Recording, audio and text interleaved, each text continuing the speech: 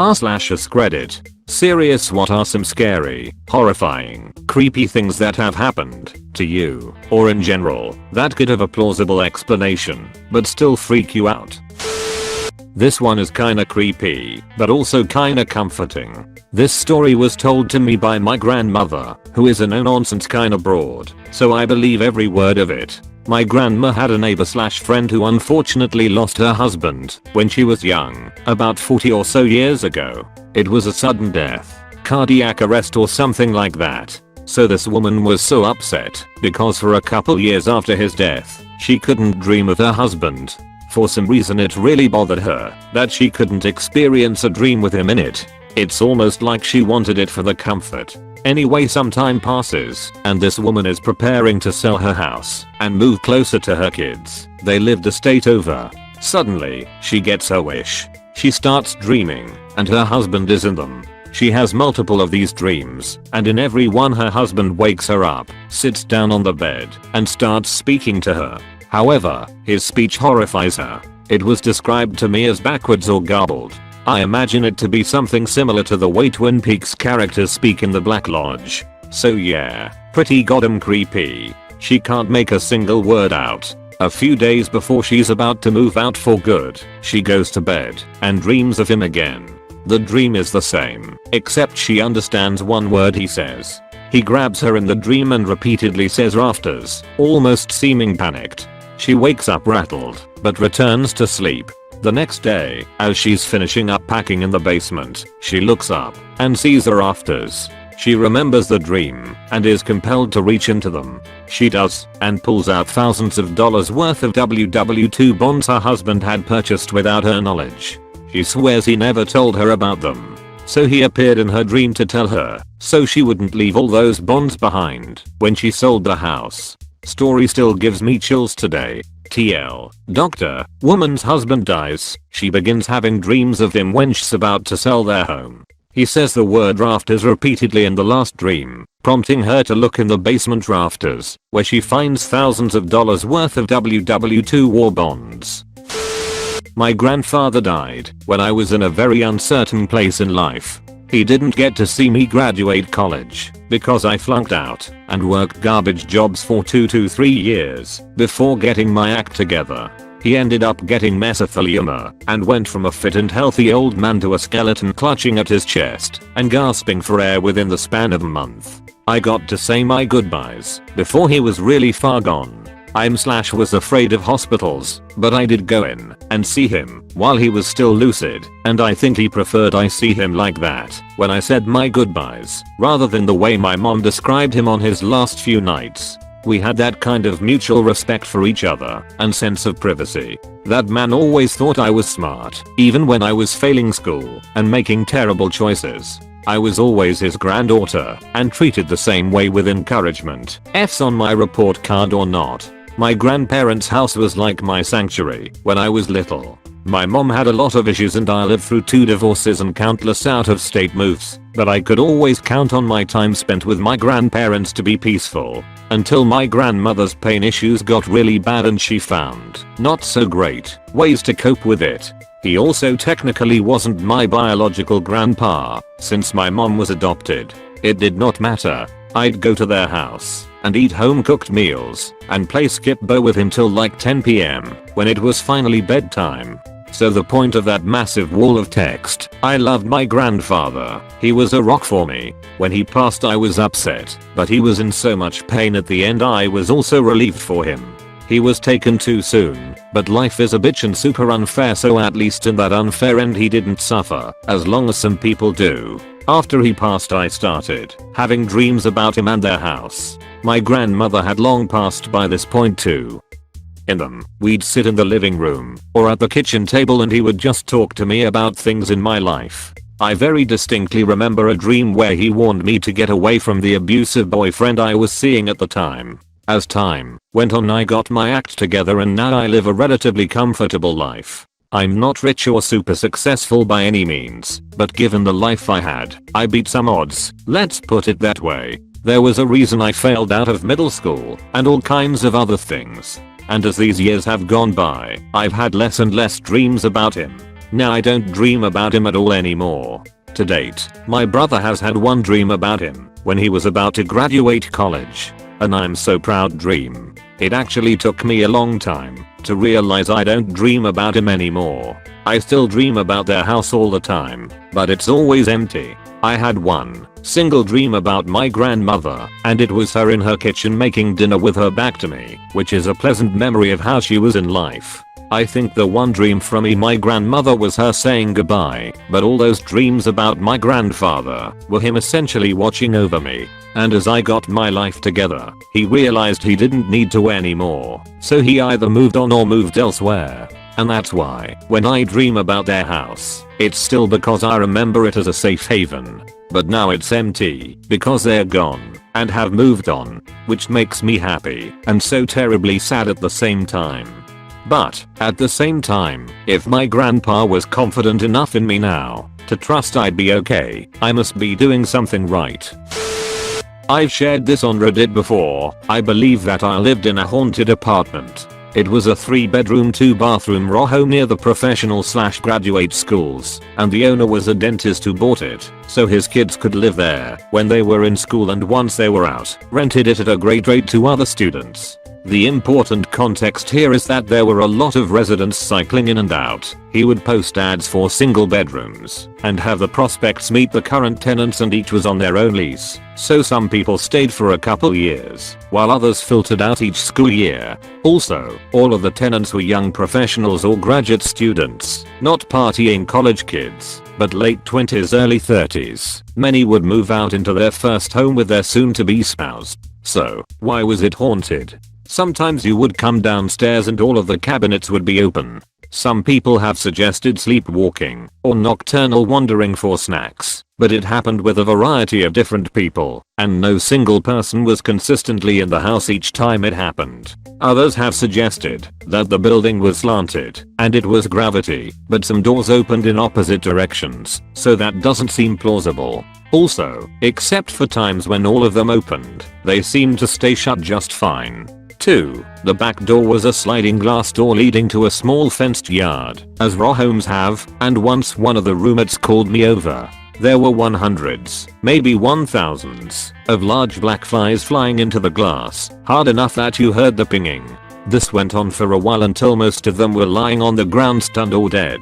The remaining couple flew away, and we went outside and swept up a dustbin full of flies. The plausible explanation is that they were fleeing a predator, which may be true, but it still was bizarre. 3. There were random leaks in the roof, but oddly enough they didn't seem tied to rain, snow, or any other weather. They just happened. Also, they dripped like water and left water stains on the ceiling, but if you put a bucket underneath to catch it, it was this sticky brown tar. The landlord had professionals take a look twice while I lived there and told me he had it looked at a couple times before I had moved in, and they never found anything to fix. The plausible explanation is that moisture was getting in somehow, and it was picking up tack or building material and washing it out. I've also heard that past cigarette use will cause tar to weep out of walls with moisture, but again, it was just sort of odd how it happened. 4. The cat. When I moved into, couples were moving out, and a bachelor was still living there. He had a cat, which was awesome. It was giant, and if you tried to pick it up it would never scratch, but it would do everything in its power to get down, and then it would walk away and give you side eye. Anyways, a month after I moved in, the cat's owner told me he was moving out. He left, but he left the cat in the house. I made sure it had food and water, but it never seemed to touch it. It mostly hid, and that was fine. A week later one of the other past tenants came to pick up stuff, and I told them the cat was still there, and they both looked at each other and sort of sighed about how the guy had 2 cats, one he took care of, and one that just lurked in the basement, and how he lied to the landlord about the second cat, etc. 2 weeks later the guy comes back to get the last of his stuff, and I mention the cat, and he gets really angry and huffy and tells me that he only has 1 cat and it's already gone. But the thing was, myself and the people who moved in kept seeing the cat and hearing it at night, but it never ate any food we left out, and the house had a pest control treatment for mice at one point, but we still saw the cat. The plausible explanation is that a neighbor had a cat and they are wily things, but it is really weird that so many people saw it but no one ever caught it or stopped it from coming and going. At one point we had a roommate who rescued an abused pit bull, and the dog was really skittish, and it never seemed to react to a cat being there, even though it freaked out at animals it saw on walks. So, that is the haunted apartment and all the plausible explanations. I should note that nothing bad ever happened to me there.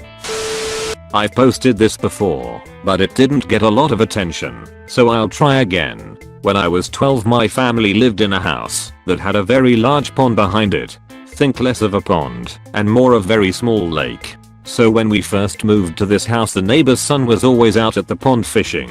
When I would talk to him, he would swear that there was a absolutely huge catfish in the pond. He really wanted to catch it, but was never able to. He said he knew that it was there because he had seen it eat some of the baby ducks and geese that lived there. He watched them get sucked down under the water while swimming on the surface. I thought it was interesting that a fish could eat baby ducks, but never really gave it a second thought. Neighbor's son eventually moved out. He never did catch the catfish. After living there a few years, I was probably around 16, I finally saw what my neighbor's son was fishing for, or at least saw its effects. My friend was spending the night, just hanging out playing video games all night on some random weekend, when we heard the ducks on the pond completely losing their shit. This was around midnight and normally we didn't hear the ducks inside, so we had to see what was going on. At first we didn't notice anything. It just seemed like the ducks were going crazy every once in a while for no reason. Around 10 to 20, we had a lot of ducks and geese on this pond. One day my dad counted like 300, would fly off the pond for a little while and then come back down the whole time freaking out. Then we noticed it. Ducks were being pulled under. We watched as several ducks were pulled under the surface by something, and all the ducks around it would flip the fuck out and move away from that spot. It was insane. I have seen ducks dive for food before and this was not that. They would kind of struggle as they were being pulled down, throwing their wings and head up as they went down. It seemed like something was grabbing their legs and pulling them down. And let me clarify, these were not baby ducks. These were full-grown adult ducks being pulled under and not resurfacing. Next day we told everyone, and very few people believed us, as these things usually go. Never really saw anything like it again, and had stopped thinking about it until one night something happened. Cool summer night, window open, playing a game on my Nintendo SP, when I heard something outside.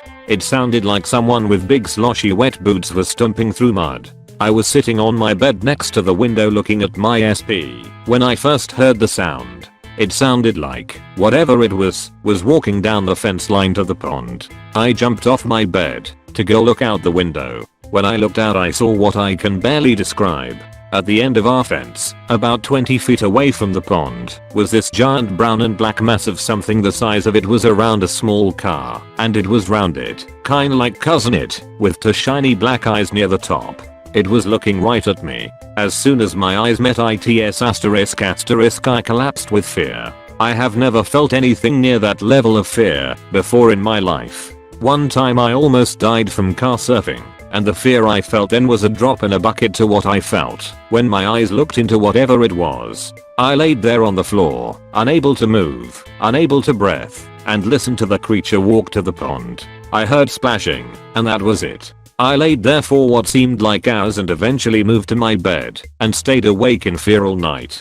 Just stared at the window. No idea what it was. I think about it often. Last time I posted this people asked me to draw it. I'm a terrible artist, but I gave it my best effort. Before my parents split up, we used to live in this huge old house. We lived in that old leaky house until I was about 14. The thought was to renovate the nearly 100-year-old house, but I guess life got in the way for my parents. The house had 2 floors, and all of our bedrooms was up on the 2nd floor. The largest part of the 2nd floor was dominated by the attic. It was a creepy attic, filled with discarded things from both our family and the previous owners. I knew the attic pretty well, because although I was terrified of it, me and my best friend would hide things we shouldn't have there. A stolen Bass of Balbert, fireworks and other things 10, 14-year-olds would hide from their parents. The attic had old wooden door that had a key in it. The door was always locked, unless someone was in there. My bedroom shared a wall with this attic. I had insomnia when I was a kid. Or at least the doctors told my parents it was insomnia. One of my biggest secrets is that I slept with a nightlight on, hiding under the covers and pillows, until I was 14. I would strategize how I would sleep and make it look like the bed was empty by sleeping under the mattress or by having my head under the pillows. The reason? Almost every night I would hear stuff from the attic shift and move. It often sounded like somebody was rolling heavy balls, like bowling balls or the like across the floor in the attic. Sometimes I would hear knocks on the walls. Sometimes I heard what sounds like whispers. Me and my best friend would sometimes summon the courage to explore the attic in the daytime. Always with the door open, never alone. I was obsessed with finding the balls I heard rolling across the floor. The other sounds I could write off as sounds a house would make. But the rolling balls and the whispers were unexplained. We never found the rolling balls or any other source that could explain it. I'm sure there could be a plausible explanation, but I never found one. I do not believe in the supernatural, but for some reason I still get scared thinking about it. We moved when I was 14, and the first night after we moved, I slept with all the lights off, head on the pillow. I have slept well since. I spoke with my mother about these things a couple of years ago. When I told her about the sounds, she grew a fearful expression and said she didn't want to talk about it anymore. When I was 8 years old, my room was on the second floor of our house with a window facing the street. I liked that room because there was a street light right outside that made the whole room glow a pleasant orange color at night, and I was, and still am, terrified of the dark. One night I had stayed up reading. I had just discovered Percy Jackson, and I heard a rustling sound. At first I rationalized it was my cat, but she was asleep in the hall right outside my doorway. I realized it was coming from outside. I was terrified, but, I couldn't not check. So I slowly sat up in my bed, rose up onto my knees, and peeked out the window. There was a man in the flower bed, crouched in the lavender bush. He was wearing an old black hoodie and jeans, and his hands were so pale they glowed in the combined lamp and moonlight. I was so scared but mostly puzzled, because if someone was going to break into our house, I'd think they'd go to the backyard, where there is no light at all, not the front yard below the open window of a lit room. And plus, he was facing away from the house, as if he was watching the street for something. I ducked back into bed and covered my head with the blankets. He returned every night for the next 12 days, always crouching in the lavender bush in the full glow of the street light. I don't remember why I didn't tell my parents. On the 13th night, as I watched him, he suddenly froze. He had been still before, but somehow he completely stopped moving, as if he were made of concrete.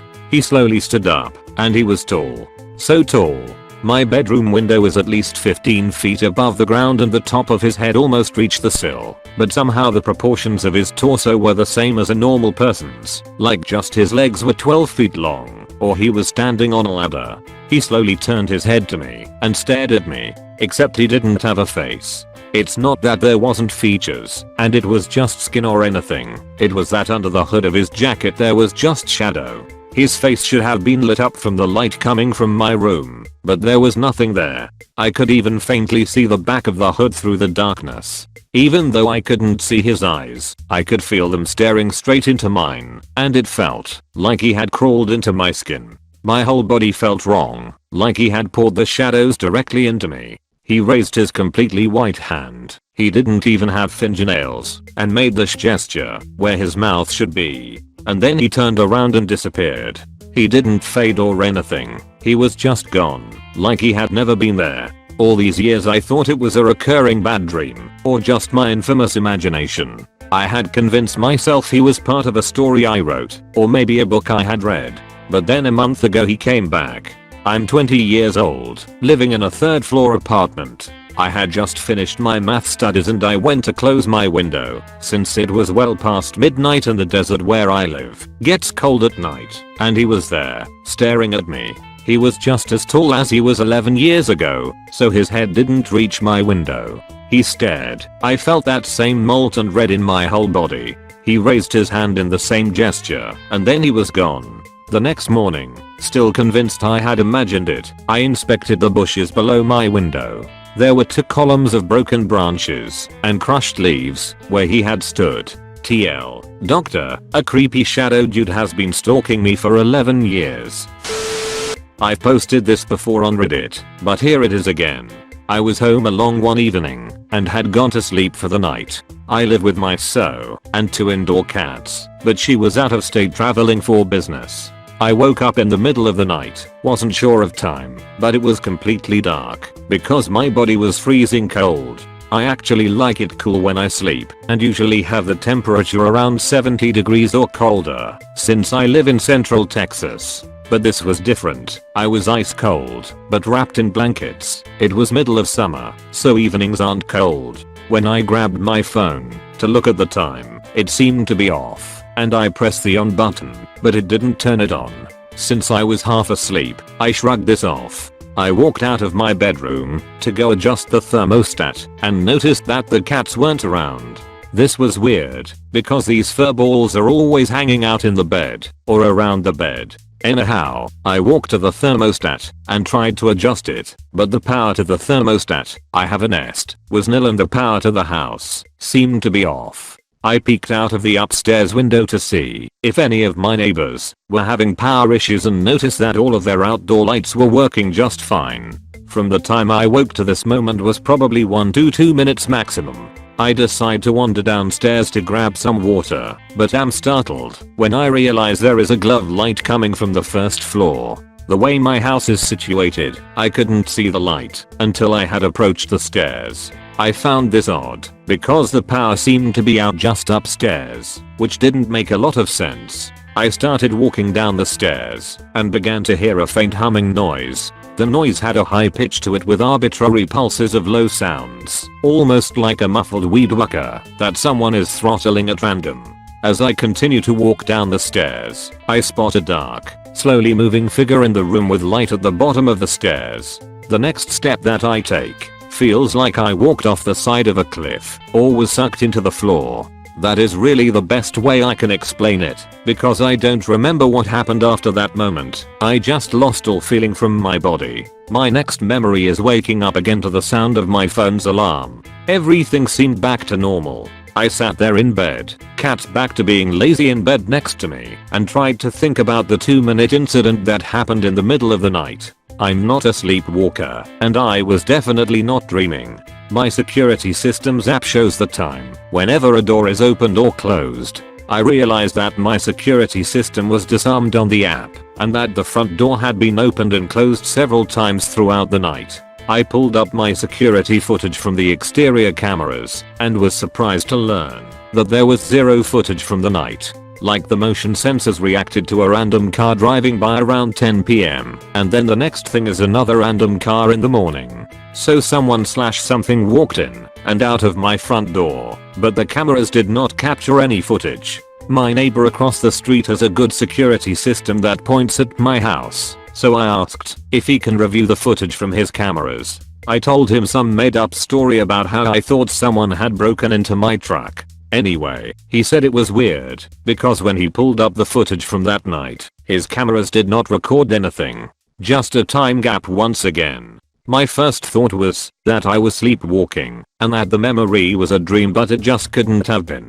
When I looked out of the window in the middle of the night, I distinctly recall a red pickup truck parked the wrong direction in front of the neighbor's house. I always notice when cars are parked left wheel to curb because I've gotten the ticket for this in the past. Anyhow, the truck was not there before I went to sleep, based on footage, but was there in the morning, based on footage. So the truck was there when I saw it in the middle of the night. I definitely woke up in the middle of the night, cold as ice, no cats, no working phone or thermostat, saw the truck out of the window, and then got warped by something on the stairs. A couple additional things were different in the house. The security system was disarmed, and I definitely armed it before going to bed. The light was still on downstairs and that was absolutely off before I went to bed. My whole body smelled like burnt marshmallows. I know this is weird, but it's really how it smelled. And lastly, my 55-gallon fish tank that sits at the bottom of the stairs in the entryway was missing 2/3 of the water. Seriously, where the fuck did 40+ gallons of water go? The whole area around the tank was bone dry and the fish were fine. I think I was mind fucked by some thirsty aliens. When I was 18, I was attending university and renting a room in an old house a few blocks off campus. Only one other room in the house was rented, and the girl who lived there spent most nights at her boyfriend's place. I basically had the entire house to myself. I would estimate that it was built sometime between 1910 and 1920, based on the style and neighborhood, but I could be wrong. I do know it was 100 years old at the time and the oldest home I've ever had. It was my first time living alone, and since it was such a big empty space, I spent most of my time in my room behind a locked door. It wasn't super creepy or anything, but at night, when I was alone, I tended to avoid leaving my room unless absolutely necessary. It had the same uneasy feeling of turning off the basement light and then running up the stairs as fast as you could in the dark. Not for any real reason, but it made your heart race anyway. Near the end of my first semester, I contracted influenza A. I'd been pretty fortunate with my physical health up until then, and it was the sickest I'd ever been in my life. I could barely peel myself out of bed to go to the bathroom or to feed myself. I was incredibly weak, my whole body ached, and I was running a very high fever. I actually developed arthritis in my joints as a symptom, which I didn't even know was possible. I remember waking up with a puddle of sweat collected in the hollow of my throat at one point. It was absolutely disgusting. A few days into the ordeal, I woke up to find an elderly man sitting by the side of my bed. There was no chair there, but he was very obviously in a seated position. For some reason I didn't react with shock at all. I was completely unafraid. I asked him what he was doing there, and he simply said, "I just wanted to make sure you were okay." I must have fallen back asleep, because that's all I remember of the visit. This could easily have been a NyQuil-induced dream or a fevered hallucination, but to me, it was absolutely real. He was there, and he spoke to me, and I felt very comforted by his presence. A few months later, I had a friend of mine from another school come to visit for a weekend. We did some exploring of the house and found a hatch to the basement. It was filled with old tools and hardware, but one thing stood out to me for no apparent reason. On the wall was a medicine cabinet absolutely stuffed with old pill bottles, regular things like Anacin and other old brand names I had to look up. It also contained many prescription pill bottles that were too faded to read. For some reason, as soon as I saw them, my elderly visitor came to mind. I wondered if maybe he had some experience caring for a sick relative and came to visit me when I was ill, because it was a familiar situation.